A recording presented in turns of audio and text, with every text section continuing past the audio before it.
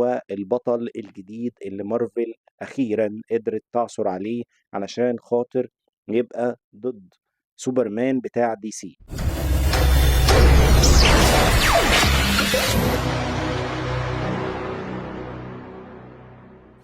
نبدأ. عندي كلام كتير.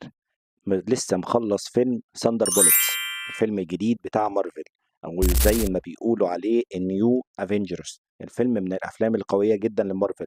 يكاد يكون اللي متابع عالم مارفل عارف كويس جدًا إن من بعد فيلم End Game ما كناش عارفين مارفل رايحة لفين. هل هتعمل إيه الفترة الجاية؟ هي كده قفّلت العداد زي ما بيقولوا. هم بيبتدوا حقبة جديدة بطريقة جديدة من خلال فيلم Thunderbolts أو The New Avengers زي ما هو حدد في آخر الفيلم إن دول هيبقوا الAvengers الجديد. إيه مختلف في الفيلم ده عن أي فيلم تاني لمارفل شُفناه الفترة اللي فاتت؟ إن مارفل رجعت تاني تهتم الجزء الخاص بالنفسيات، الجزء الخاص بالقصة، مش الخاص بالأكشن والانبهارات والكلام ده كله. فيلمنا فيلم سوداوي.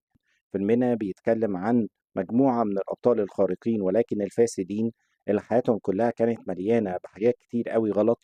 أثناء ما هم كانوا بيقوموا بالمهمة ديّة اكتشفوا إن في شخص موجود في الغرفة دي اسمه بوب. بوب ده هو البطل الجديد اللي مارفل أخيرًا قدرت تعثر عليه علشان خاطر يبقى ضد سوبرمان بتاع DC، وهو سينتري. سينتري بطل خارق عنده قوة خارقة مش طبيعية. ومن أحداث الفيلم بنكتشف إن سينتري بيتحول لذا فويد أو الفراغ. الفراغ ده هو قصة الفيلم كلها بتتكلم عنه.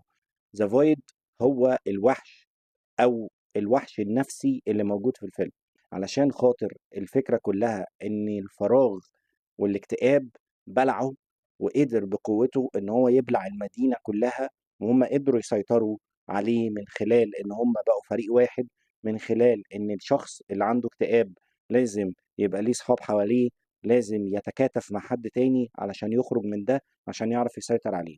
فالفيلم رائع، فيلم جميل جدًا، الفيلم على النواحي النفسية حلو أوي، الفيلم على النواحي الإخراجية جميل جدًا، الفيلم على كل النواحي بتاعته بصراحة حلوة أوي، ونقلة جديدة لمارفل يكاد يكون رجّعت جمهور مارفل من أول وجديد إن هو يثق فيهم. قولوا لي رأيكم في الcomment، إيه أكتر فيلم بتحبوه لمارفل؟ مستني رأيكم في الcomment. سلام.